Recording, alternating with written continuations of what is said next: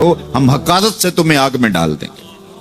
کلا لیمبذن فی الحطمہ، یہ ان مالداروں کی کہانی ہے جنہوں نے مال کو اپنا معبود بنا لیا، مال کو اپنا مقصود بنا لیا، مال مال مال، ہر قدر پامال کر دی، ہر قدر کی قربانی دے دی مال کے بدلے، اور مال ہی ان کا مقصود بن گیا، اور یہ سمجھے کہ یہ مال جو ہے وہ ان کو لافانی کر دے گا، ان کو مرنے نہیں دے گا، ان کے لیے حفاظتی حصار بن جائے گا۔ کلا لیمبذن فی الحطمہ وما ادراک ما الحطمہ، اللہ فرماتا ہے جانتے ہو جس حطمہ میں، جس آگ میں تمہیں ڈالا جائے گا وہ آگ کیا ہے؟ مل حطمہ، کیا تمہیں پتا ہے وہ حطمہ کیا ہے؟ پھر خود فرمایا نار اللہ الموقدۃ التی تطلع علی الافئدہ، یہ اللہ کی جلائی ہوئی آگ ہے جو دل کھا جائے گی، جو کلیجے چاٹ جائے گی۔ تم حب زر، یہ حب دولت اور حب دنیا یہ تمام برائیوں کی جڑ ہے، تو اس لیے اپنے اندر سے محبت زر کو نکالنے کی کوشش کیجئے اگر کہیں آپ کو داخل ہوتی محسوس ہو رہی ہے، اور حب دولت کو نکالنے کے لیے زکوٰۃ صدقات اسلام نے ہمیں یہ نظم دیا۔ اقبال نے کہا تھا حب دولت تلف می سازت زکوٰۃ، زکوٰۃ حب دولت کو زائل کرتی ہے، جب اللہ کی راہ میں لٹاؤ گے تو اس سے کم بھی نہیں ہوگا۔ میرے حضور نے 3 چیزیں قسم کر کے کہیں، حضرت ابو کبشہ الانماری رضی اللہ تعالیٰ عنہ سے مروی ہے، میرے حضور نے ارشاد فرمایا اگر کوئی شخص کسی کو معاف کر دیتا ہے تو اس کی عزت کم نہیں ہوگی، میں محمد اللہ کی قسم اٹھاتا ہوں۔ دوسری بات میرے حضور نے فرمائی کہ جو شخص مانگنے لگ جاتا ہے، سوال کا دروازہ کھول لیتا ہے، اللہ اس کے لیے محتاجی کا دروازہ کھول دیتا ہے، اس کی کبھی کمی پوری نہیں ہوتی۔ اور تیسری بات میرے حضور نے قسم کر کے کہی ما نقص مال عبد من صدقہ، کہا میں اللہ کی قسم اٹھا کے کہتا ہوں کہ صدقے سے مال کم نہیں ہوتا، صدقے سے مال گھٹتا نہیں ہے۔ تو ایک تو مال بھی نہیں گھٹے گا، یہ ضمانت کس کی ہے؟ میری نہیں ہے، یہ رسول اللہ کی ضمانت ہے۔ ایک تو مال بھی کم نہیں ہوگا، اور دوسرا یہ ہے کہ حب دولت ختم ہوگی۔ حب دولت تلف می سازت زکوٰۃ، تو زکوٰۃ سے حب دولت کو کم کیجئے، بلکہ صدقات دیجئے، نفلی صدقات کیجئے، غرباء کی مدد کیجئے، مساکین کی مدد کیجئے، اپنے غریب محتاج رشتہ داروں پہ غور کیجئے، ان کی مدد کیجئے، اپنی ہمسائیگی میں دیکھیے، پردے سے مدد کیجئے، ان کی عزت نفس بھی مجروح نہ ہو۔ یہ جو نمائش لگا کے 10 اخباروں میں چھپوا کے لوگوں کی مدد کرتے ہیں، اس سے گریز کیجئے۔ کبھی سوچیں کہ اگر آج کسی کی بیٹی لائن میں کھڑی ہے تو کل اگر یہ مرحلہ میری بیٹی کے لیے آ جائے تو پھر میرا مزاج کیا ہوگا؟ تو عزت نفس کا خیال رکھیے، لوگوں کی غربت کا تماشا نہ اڑائیے، اور لوگوں کی جو ہے وہ محتاجی کو اپنی تسکین کا ذریعہ نہ بنائیے۔ یہ تو اللہ نے تمہیں دیا اور انہیں نہیں دیا، اور وہ آزمائش کی گھڑی میں کھڑے ہیں، تم ان کے ساتھ کھڑے ہو جاؤ۔ تو لوگوں کی مدد کیجئے، دکھیوں کے کام آئیے، مساجد کی جو ہے وہ تعمیر کیجئے، مدارس دینیا کے ساتھ وابستہ رہیے، اور لوگوں کی فلاح کے لیے، بہتری کے لیے کام کیجئے۔ اللہ نے آپ کو دیا ہے، یہ مال یہاں رہ جانا ہے۔ میرے حضور نے فرمایا ابن آدم کہتا ہے میرا مال میرا مال، اس کا مال وہ ہے جو اس نے کھایا یا پہنا اور پرانا کر دیا یا آگے بھیج دیا، باقی اس کا نہیں ہے، وہ وارثوں کا ہے۔ مرتے ہی ورثہ بن جائے گا، مرتے ہی ترکہ بن جائے گا، کفن بھی میلا نہیں ہونے دیں گے کہ بعض اولادیں تو بانٹ لیتی۔ اللہ اکبر، وہ گھر جو ان کے لیے بنایا تھا، ایک رات بھی تجھے اس گھر میں رکھنے کے لیے تیار نہیں ہوں، شاید تش تش بام ہو جائے گی۔ وہ کتنا سخت دن ہوگا۔ اے داور حشر میرا نامہ اعمال نہ پوچھ، اس میں کئی پردہ نشینوں کے بھی نام آتے ہیں، تو وہ کتنا سخت دن ہوگا۔ وَحُصِّلَ مَا فِي الصُّدُورِ إِنَّ رَبَّهُمْ بِهِمْ يَوْمَئِذٍ لَخَبِيرٌ، بے شک ان کا رب اس دن ان سے خوب باخبر ہوگا۔ وہ آج بھی باخبر ہے، لیکن آج کئیوں کو یقین نہیں کہ وہ باخبر ہے، لیکن اس دن سب کو یقین ہو جائے گا کہ میرا رب اس سے باخبر ہے۔ جب پرانی تصویریں چلنا شروع ہو جائیں گی، جب ساری ویڈیو سامنے آ جائے گی، زندگی میں جو کیا، تنہائی میں، اعلانیہ، خفیہ، جہاں جہاں جو کیا، داد عیش دی، سب کچھ تش تش بام ہوگا، سب کچھ جو ہے وہ سکرین پہ چل رہا ہوگا، کوئی چیز بھی تشت ازبام ہونے سے نہیں رہ جائے گی، تو پھر بندہ کہے گا اوہو یہ تو سب میرے مالک کو پتا تھا، لوگوں کی نظروں سے چھپ سکا، رب کی نگاہوں سے تو نہیں چھپ سکا، اس کی نگاہوں سے کون چھپ سکتا ہے؟ یہ یقین آج اپنی روحوں میں اتار لو، اچھی طرح سے جذب کر لو۔ گناہوں سے بچنے کا اکثیر نسخہ ہے یہ یقین کہ میرا رب مجھے دیکھا۔ یہ یقین جب روح میں جم جائے، خیالوں میں اتر جائے، اعتقاد کا پختہ حصہ بن جائے، پھر بند کوٹڑی میں بھی جرم نہیں ہو سکتا کہ میرا مالک تو مجھے دیکھ رہا ہے۔ آپ دیکھتے نہیں کہ جب ساتوں دروازے بند کر کے بت کے اوپر موٹا کپڑا ڈال کے زلیخا بولی ہے تلک یوسف اب تو آ جاؤ نا، اب تو کوئی نہیں دیکھ رہا، قال معاذ اللہ، تو جناب یوسف نے کہا میں اللہ کی پناہ میں آتا۔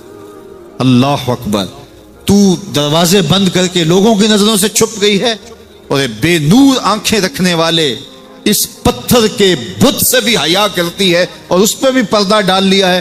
جب تو اس جھوٹے خدا سے حیا کرتی ہے، میں سچے خدا سے حیا کیوں نہ کروں جو ساتویں کوٹھڑی میں بھی دیکھتا ہے۔ اتنی روشنیاں برسی کہ گناہ کا تصور بھی محال ہو، تو یہ یقین کہ میرا اللہ مجھے دیکھ رہا ہے، یہ انسان کی زندگی میں نظم پیدا کرتا ہے۔ باپ اپنے بیٹے کو کوئی بات کہے تو سعادت مند بیٹے کو غور سے وہ بات سننی چاہیے۔ استاد یا شیخ اپنے شاگرد کو کوئی بات کہے تو اسے غور سے اس بات کو سماعت کرنا چاہیے، چونکہ کہنے والا اس کا بزرگ ہے۔ لیکن وہ بزرگ، وہ شیخ، وہ استاد اگر ساتھ قسم بھی کرے تو پھر اور زیادہ مضمون کی اہمیت ہو جاتی ہے کہ یہ کوئی اہم مضمون تھا جس سے قبل قسم کی جا رہی ہے۔ اب یہاں جو ارشاد فرمایا جانے لگا ہے اس سے قبل میرے رب نے رب ہو کے قسم کی ہے۔ میرا مالک تو یوں بھی کہہ دیتا تو کافی تھا، لیکن مضمون اتنا اہم ہے کہ اس کو بیان کرنے سے قبل میرے رب نے قسم کی، اور پھر قسم بھی ایک نہیں کی، 5 قسمیں کی۔ والعادیات ضبحا، قسم ہے ان گھوڑوں کی جب وہ تیز دوڑیں تو ان کے سینوں سے آواز نکلتی ہے۔ راہ حق میں جہاد کے لیے جب گھوڑے دوڑتے ہیں تو ان کے سینوں سے نکلنے والی آواز اللہ کو کتنی محبوب ہے کہ ان گھوڑوں کی قسم کی۔ فالموریات قدحا، اور وہی گھوڑے جب برق رفتاری سے دوڑتے ہیں اور پتھریلی زمین میں جب ان کا گزر ہوتا ہے تو ان کے پاؤں سے لگی ہوئی کھریوں کے ٹکرانے سے پتھروں سے جو شرارے نکلتے ہیں، اللہ فرماتا ہے کہ میں ان گھوڑوں کی قسمیں کرتا ہوں کہ جن کے پاؤں سے لگی ہوئی کھریوں کے ٹکرانے سے پتھروں سے شرارے نکلے۔ پھر ارشاد فرمایا فالمغیرات صبحا، اور وہ گھوڑے صبح کے وقت جب حملہ آور ہوتے ہیں اور دشمن کے لشکروں کو تاخت و تاراج کرتے ہیں تو ان حملہ آور ہونے والے گھوڑوں کی قسم۔ فَأَثَرْنَ بِهِ نَقْعًا، اور جب وہ حملہ آور ہوتے ہیں تو ان کی سموں سے گرد اڑتی ہے، تو اللہ فرماتا ہے وہ گرد اڑانے والے گھوڑوں کی قسم۔ پھر ارشاد فرمایا فَوَسَّطْنَ بِهِ جَمْعًا، اور وہ بہادر اور دلیر گھوڑے اپنے سوار کو لے کر کے جب دشمن کے قلب میں گھس جاتے ہیں اور جتھوں پر حملہ آور ہوتے ہیں تو مجھے گھوڑوں کی یہ ادا بھی اچھی لگتی ہے، تو مجھے ان گھوڑوں کی قسم۔ تو 5 قسمیں کی۔ قسم ہے ان گھوڑوں کی جو دوڑتے ہیں تو ان کے سینوں سے آواز نکلتی ہے۔ قسم ہے ان گھوڑوں کی کہ جب وہ پتھریلی زمین سے گزریں تو ان کے پاؤں سے لگی ہوئی کھریوں کے ٹکرانے سے پتھروں سے جو شرارے نکلیں۔ قسم ہے مجھے ان گھوڑوں کی جو لشکروں کو تاخت و تاراج کریں۔ قسم ہے ان گھوڑوں کی جب وہ حملہ آور ہوں تو گرد اڑے، اور قسم ہے ان گھوڑوں کی جو لشکروں کے کلیجے چیر دیں اور آگے بڑھ جائیں اور دشمنوں کے جتھوں پہ حملہ آور ہوں، تو ان 5 قسم کے گھوڑوں کی میرے رب نے قسم کی ہے۔ اللہ اکبر، میرے مالک ذات کے گھوڑے اور تو ان کی قسمیں کرے؟ تو کہا کہ یہ گھوڑے میرے محبوب کے غلاموں کے ہیں۔ اللہ اکبر، محبوب کے غلاموں کے گھوڑوں کے پاؤں سے لگی ہوئی کھریوں کے ٹکرانے سے، پتھروں سے جو شرارے نکلے رب کو وہ بھی پسند ہیں۔ ذرا غور تو کیجئے، تو ذات کے گھوڑے بھی ہوں لیکن نسبت محبوب سے ہو تو وہ گھوڑے بھی اچھے لگتے ہیں۔ اچھا ذرا آگے آ جائیے، ذات کا کتا ہے لیکن ولیوں کے سنگ جڑ گیا۔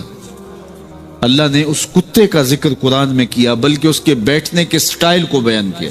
وَكَلْبُهُمْ بَاسِطٌ ذِرَاعَيْهِ بِالْوَسِيدِ، ان کا کتا غار کے دھانے پہ اپنے بازوؤں کو پھیلا کے بیٹھا ہے۔ غار کی دہلیز پر بیٹھنے والے کتے کی حیت جلوس کو، اس کے بیٹھنے کے سٹائل کو قرآن نے بیان کیا۔ مالک اس میں ہمارے لیے کیا ہدایت ہے؟ ایک کتے کے بیٹھنے کے سٹائل کو تو بیان کر رہا ہے، اس کی حیت جلوس کو بیان کر رہا ہے، انداز نشست کو بیان کر رہا ہے، تو قرآن تو سراپا ہدایت ہے، تو اس میں ہمارے لیے کیا ہدایت ہے؟ کہا یہی تو بتانا چاہتا ہوں کہ ذات کا کتا بھی ہو، سنگ نیکوں کے جڑ جائے تو وہ قابل ذکر ہو جاتا ہے، اور اگر تم میرے ولیوں سے جڑ جاؤ گے پھر تمہارا مرتبہ کیا؟ یہاں تو کتے جڑ جائیں تو قابل ذکر ہوتے ہیں۔ اچھا ذات کی چیونٹی ہے لیکن راہ تکتی حضرت سلیمان پیغمبر کا، تو اس چیونٹی کی گفتگو اللہ نے قرآن میں بیان کر دی اور اس کے نام کی صورت اتار دی۔ النمل، سورہ نمل اس چیونٹی کے نام پہ صورت ہے جو حضرت سلیمان علیہ السلام کی راہیں تک رہی تھی اور اپنی ہمجولیوں سے کہہ رہی تھی جلدی جلدی اپنے بلوں میں داخل ہو جاؤ، اللہ کے نبی کا لشکر بے خبری میں کہیں تمہیں کچل نہ ڈالے۔ اور حضرت سلیمان نے اس چیونٹی کی بات کو سنا، فَتَبَسَّمَ ضَاحِكًا مِّن قَوْلِهَا، اور مسکرا بھی پڑے۔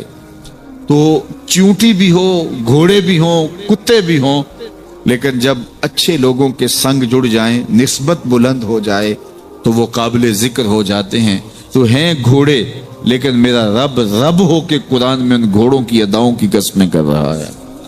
وَالْعَادِيَاتِ ضَبْحًا فَالْمُورِيَاتِ قَدْحًا فَالْمُغِيرَاتِ صُبْحًا فَأَثَرْنَ بِهِ نَقْعًا وَوَسَطْنَ بِهِ جَمْعًا، قسم ان گھوڑوں کی جو تیز دوڑیں تو سینوں سے آواز نکلے، پتھریلی زمین میں جائیں تو پاؤں سے شرارے نکلیں، گرد و غبار اڑائیں، دشمن کے لشکروں کو طاقت و تاراج کر کے ان کے جتھوں میں گھس جائیں، ان دلیر اور بہادر گھوڑوں کی میرا رب رب ہو کے قسم کر رہا ہے۔ یہاں قسم کی بات چلی تو اللہ نے محبوب کے گھوڑوں کی قسم کی، گھوڑوں کی اداؤں کو پسند کیا۔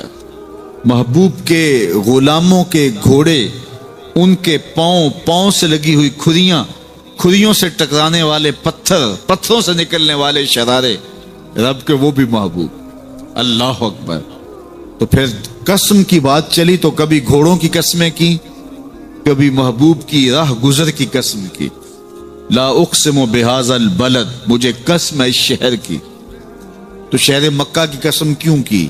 وہاں کعبۃ اللہ ہے، مقام ابراہیم ہے، چاہے زمزم ہے، صفا و مروہ ہے، مزدلفہ ہے، منا ہے، عرفات ہے، قدم قدم انوار کی برستی برکھا ہے، مطاف ہے، حتیم ہے، مستجاب ہے، مستجار ہے، ملتزم ہے، باب کعبہ ہے، سقف بیت اللہ ہے، قدم قدم پہ انوار برس رہے ہیں۔ شاید میرے رب نے قسم اس لیے کی ہو، شاید قسم اس لیے کی ہو، لیکن میرا رب کہتا ہے لا اقسم بہذا البلد، مجھے قسم ہے شہر کی، یعنی شہر مکہ کی۔ کیوں؟ یہاں کعبۃ اللہ ہے، یہاں مقام ابراہیم ہے، یہاں مزدلفہ ہے، منا ہے، عرفات ہے۔ کیوں قسم؟ وانت حل بہذا البلد، محبوب اس شہر کی گلیوں نے تیرے قدم چومے۔ اے انت مقیم فی ھذا البلد، امام قرطبی نے اس کا مفہوم بیان کیا، محبوب آپ کی اقامت اس شہر میں ہے، آپ کے سانسوں کی خوشبو سونگی ہے شہر کی فضاؤں نے، اس لیے مجھے شہر کی قسم کہ محبوب یہاں تم جو رہتے۔ اللہ اکبر. تو محبوب کے شہر کی قسم کی. والعصر محبوب کے زمانے کی قسم کی. والضحیٰ محبوب کے چہرے کی قسم کی. واللیل محبوب کی لٹکتی زلفوں کی قسم کی.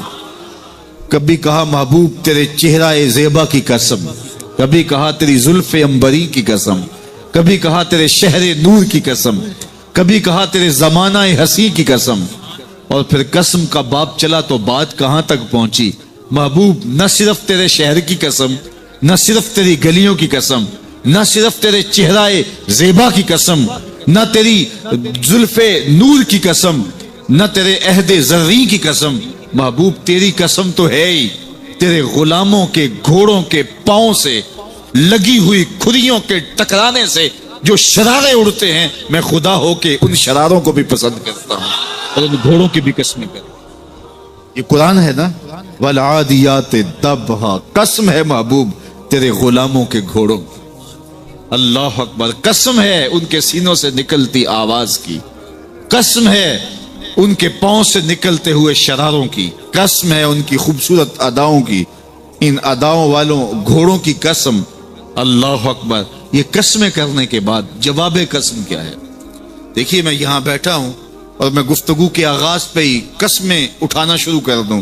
مجھے قسم ہے رب کعبہ کی, مجھے قسم ہے عرش الہی کے مالک کی, مجھے قسم ہے زمین و آسمان کے خالق کی. تو قسموں پہ قسمیں کرتا جاؤں تو جو مجھے غور سے سننے کا عادی نہیں بھی ہے تو وہ بھی متوجہ ہو جائے گا اور سننے کے لیے بے چین ہو جائے گا کہ حضرت قسموں پہ قسمیں اٹھائے جا رہے ہیں, کوئی بات ہے آج. تو میرا رب رب ہو کے قسمیں کر رہا ہے. تو اس کے بعد جواب قسم کیا ہے؟ تو کان کھڑے ہو گئے, روحوں میں پیاس بڑھ گئی اور سماعتیں بچھ گئی کہ میرے مالک تو قسموں پہ قسمیں کر رہا ہے. کبھی گھوڑوں کی اداؤں کی قسمیں, کبھی ان کے سینوں سے نکلتے ہوئے جو ہے وہ اس مہیب آواز کی قسمیں, کبھی پاؤں سے اڑتے ہوئے شراروں کی باتیں, اور کبھی ان کے پاؤں سے اڑتی ہوئی دھول کی کہانیاں. تو قسم پہ قسم, اور قسمیں بھی گھوڑوں کی, تو کوئی بات ہوگی. تو ایک دم کان کھڑے ہو گئے. تو جواب آیا ان الانسان لربہ لکنود, بے شک انسان اپنے رب کا ناشکرا ہے, انسان اپنے رب کا ناشکرا ہے.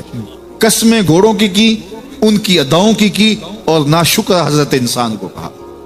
یہ کتنی لطیف چوٹ تھی جو حضرت انسان کو ماری گئی. یا اللہ ہمیں ناشکرا کہنا تھا تو کہیں اور مقام پہ کہہ لیا جاتا. گھوڑوں کی تو قسمیں کرے اور ہمیں ناشکرا کہے. گھوڑوں کی قسمیں ہو رہی ہوں اور انسان کو ناشکرا کہا جائے. انسان کو ناشکرا کہنا تھا تو کسی اور موقع پہ کہہ لیا جاتا. کہا یہی تو سمجھانا چاہتا ہوں کہ چم میٹھا نہیں ہوتا, کم میٹھا ہوتا ہے. تو ذات کے گھوڑے بھی ہوں لیکن کام کریں تو مجھے وہ بھی اچھے لگتے ہیں. اور تم انسان بنے ہو, نقوش بڑے اچھے ہیں, قدے رانا رکھتے ہو, جھیل جیسی آنکھیں ہیں, اور تم چلتے ہو تو قیامت چلتی ہے, لیکن مجھے تم اچھے نہیں لگتے اگر تم ناشکرے ہو. یہ ہیں ذات کے گھوڑے لیکن میرے محمد عربی کے غلاموں کے غلام ہیں, مجھے اچھے لگتے. تو وہ چم نہیں دیکھتا, وہ کم دیکھتا ہے. تو ذات کے گھوڑے بھی ہوں لیکن نسبت ہو میرے حضور سے, نسبت میرے رسول سے ہو تو رب کو وہ اچھے لگتے ہیں. تو کہا والعادیات ضبحا فالموریات قدحا فالمغیرات صبحا فاثرن به نقعا فوسطن به جمعا ان الانسان لربہ لکنود. بے شک انسان اپنے رب کا ناشکرا ہے. اللہ اکبر. پھر فرمایا وَإِنَّهُ عَلَى ذَلِكَ لَشَهِيدٌ. اس پر کسی دلیل کی ضرورت نہیں ہے کہ یہ ناشکرا ہے, یہ خود اس کا گواہ ہے. ذرا اپنے اندر اتر کے دیکھے کہ یہ کھڑا کہاں ہے, یہ کس قدر نعمتیں پانے کے باوجود شکوے کی زبان کھولے رکھتا ہے. یہ ناشکرا ہر وقت اس کی نعمتوں کی ناشکری کرتا رہتا ہے. جتنی نعمتیں اس کو عطا کی, اس کو تو ہم نے جو چمکتی روشن آنکھیں دی ہیں, اس کو بولتی زبان بخشی ہے, خوبصورت چہرہ دیا ہے, قد رانا بخشا ہے, اس کو دماغ دیا ہے, دماغی قوتیں عطا کی ہیں, اور اس کو سننے والے کان دیے, اس کی زبان پہ ذائقے رکھ دیے, نظام انہضام, نظام تنفس, کیا کیا نہیں سے عطا کیا. لیکن ہر وقت یہ ناشکری کے کلمات ہی بولتا رہتا ہے. میرے پاس یہ بھی نہیں، یہ میرے پاس یہ بھی نہیں، میرے پاس یہ بھی نہیں. دیکھیے اس کے پاس کیا کیا اس کے مالک نے عطا کیا ہے. تو یہ ہر وقت ناشکری، اور پھر جوں جوں ہم قیامت کے قریب ہوتے چلے جا رہے ہیں ناشکری بڑھتی چلی جا رہی ہے. میں کوئی بہت لمبی عمر نہیں رکھتا، لیکن مجھے آج سے 35 سال پہلے کے حالات کی ہوش ہے، اور جو میرے سے زیادہ عمر میں ہیں وہ اس سے پہلے کے حالات جانتے ہیں.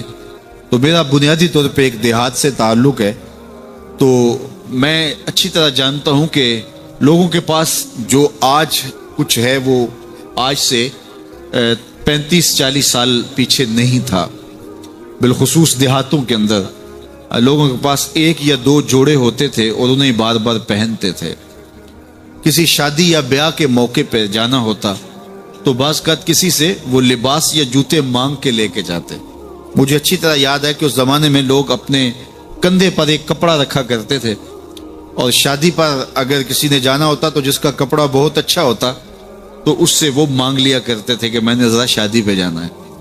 بڑے بھائی کے جوتے پہن لیا کرتے تھے، اور اسی طرح گزر ہوتا تھا. کبھی کوئی شکوہ زبان میں پیدا نہیں ہوا تھا، اور لوگوں کے شکستہ سے کچے گھر ہوتے تھے، اور گھر کے صحن میں ایک درخت ہوتا تھا، دوپہر وہاں کاٹ لیتے تھے. اکثر لوگ دوپہر کا کھانا تیار نہیں کرتے ہوتے تھے، دودھ پی کر کے ہی گزارا کر لیتے تھے. صبح کو ناشتہ اور شام کو کھانا ہوتا تھا، لیکن اس کے باوجود اللہ کا شکر کیا کرتے تھے. یہ پچھلے دن میں گزرا تو دیکھا کہ بچے کھیل رہے ہیں اور غبارے پھوڑ رہے ہیں، اور جب غبارہ پھٹتا ہے نا تو بچے خوش ہوتے ہیں، کہہ لگاتے ہیں. پھر دوسرا غبارہ ہے وہ اس سے کھیلنے لگ جاتے ہیں، اور پھر جب وہ پھٹتا ہے تو پھر خوش ہوتے ہیں. تو میں ذرا رک گیا اور اس منظر کو دیکھنے لگا، اور پھر میں نے کہا کہ غبارہ پھٹتا ہے تو یہ بچے خوش ہوتے ہیں، لیکن جب ہمارا زمانہ ہوتا تھا، جب ہم بچے تھے تو غبارہ پھٹتا تھا، ہم رونے لگ جاتے تھے، چونکہ کھیل ہی ختم ہو جاتا تھا. ایک ہی غبارہ ہوتا تھا 5-6 بچوں کے پاس، اور غبارہ پھٹ گیا تو کھیل ختم، تو سارے